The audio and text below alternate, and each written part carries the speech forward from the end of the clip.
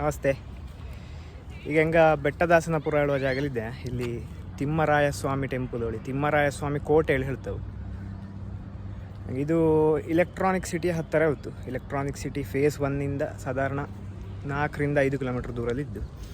ಇಲ್ಲಿ nearest bus stop ಹೇಳಿದರೆ ಬೆಟ್ಟದಾಸನಪುರ bus stop.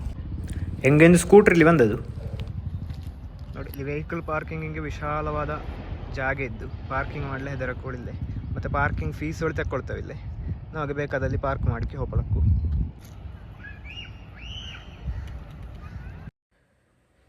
ಈಗ ಟೆಂಪಲ್ ಕ್ಲೋಸ್ ಆಯಿತು. ಬಹುಶಃ ಇದು 5 ಗಂಟೆ ಹೊತ್ತಿಗೆ ಓಪನ್ ಹಾಕ್ಕೊಳ್ಳಿ ಕಾಣ್ತು. ಟೆಂಪಲ್ ಎಷ್ಟು ಗಂಟೆಗೆ ಕ್ಲೋಸ್ ಅಪ್ಪದು ಮತ್ತು ವಾಪಸ್ ಎಷ್ಟು ಗಂಟೆಗೆ ಓಪನ್ ಅಪ್ಪದು ಹೇಳಿ ಆ ಡೀಟೇಲ್ಸ್ ಇಲ್ಲಿ ಎಲ್ಲೂ ಕಾಣ್ತಿಲ್ಲ. ಹೆಚ್ಚಿನ ಅಂಶ 5 ಗಂಟೆಗೆ ಓಪನ್ ಹಾಕು. ಸೊ ಓಪನ್ ಅಪ್ಪಲ್ಲಿವರೆಗೆ ಹೆರ ಎಲ್ಲ ನೋಡಿಕೆಯಪ್ಪ.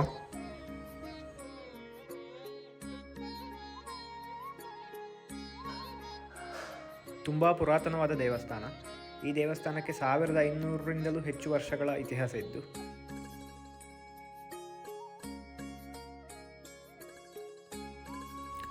ಇಲ್ಲಿ ತಪಸ್ಸು ಮಾಡಿದ ಗೌತಮ ಮಹರ್ಷಿ ಇದರ ಸ್ಥಾಪನೆ ಮಾಡಿದ್ದಾಡ.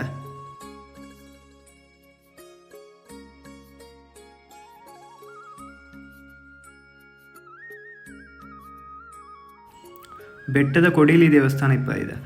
ಹಾಗೆ ಮತ್ತು ಅನೇಕ ಭಕ್ತರು ಈ ದೇವಸ್ಥಾನಕ್ಕೆ ಬಂದು ನೋಡುತ್ತಿದ್ದವು. ಭಕ್ತರೋಳಿಯರ ದಾಸರೋಳಿ. ಹಾಗೆ ಇದು ಬೆಟ್ಟದಾಸನ ಪುರಾಳಿ ಈ ದೇವಸ್ಥಾನವ ದಿನಗಳು ಶುರು ಮಾಡಿದ್ದದು ನೋಡಿ. ಬೆಟ್ಟದ ಕೊಡಿಂಗೆ ಬಂದಪ್ಪಾಗ ಸಾಧಾರಣ ಇಡೀ ಬೆಂಗಳೂರು ಕಾಣ್ತು. ಇಲೆಕ್ಟ್ರಾನಿಕ್ ಸಿಟಿದೆ ಸುತ್ತಮುತ್ತಲಿನ ಪ್ರದೇಶಗಳ ನೋಡ್ಲಕ್ಕು.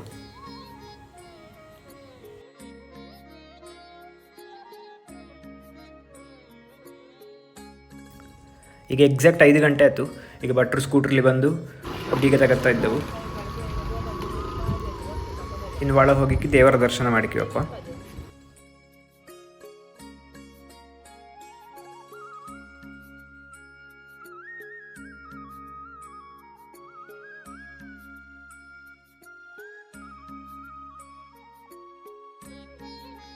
ನೋಡಿ, ಇಲ್ಲಿ ನಾಗನಕಟ್ಟೆದೆ 2 ದೇವಸ್ಥಾನಗಳು ಕಾಣ್ತು. ಎಡದ ಸೈಡಲ್ಲಿ ಇಪ್ಪದು ತಿಮ್ಮರಾಯ ಸ್ವಾಮಿ ದೇವಸ್ಥಾನ, ಬಲದ ಸೈಡಲ್ಲಿ ಇಪ್ಪದು ಕಾಶಿ ವಿಶ್ವನಾಥ ದೇವಸ್ಥಾನ.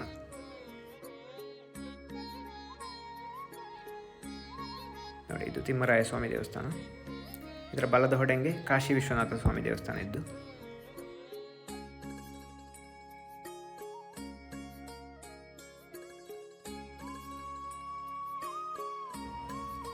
ಒಳ್ಳೆ ತಂಪಾದ ವಾತಾವರಣ. ಸೂರ್ಯೋದಯದ ಟೈಮಲ್ಲಿ ಅಥವಾ ಸೂರ್ಯಾಸ್ತಮಾನದ ಟೈಮಲ್ಲಿ ಬಪ್ಪದು ಬೆಸ್ಟು. ಯೋಗ ಧ್ಯಾನ ಎಲ್ಲ ಮಾಡಲೇ ಒಳ್ಳೆಯ ಜಾಗೆ. ಈ ವಿಡಿಯೋ ನಿಮಗೆ ಇಷ್ಟ ಆದರೆ ಸುಧೀರ್ಸ್ ಚಾನಲ್ಗೆ ಸಬ್ಸ್ಕ್ರೈಬ್ ಮಾಡಿ. ಇನ್ನೊಂದು ವಿಡಿಯೋಲಿ ಸಿಕ್ಕುವ. ನಮಸ್ಕಾರ.